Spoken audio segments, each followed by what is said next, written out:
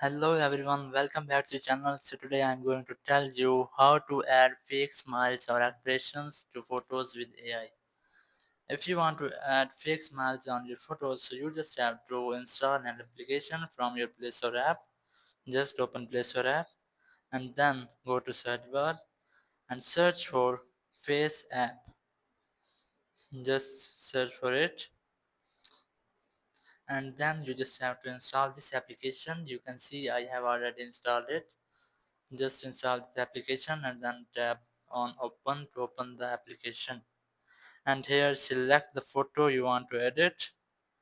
As I am going to edit this one, so just tap on it. And here you can see the option of smile. Just tap on it and then tap on classic.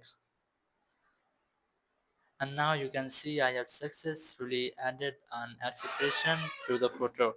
You can reverse it and then make it again. Thank you very much for watching the video. Until next video, bye bye.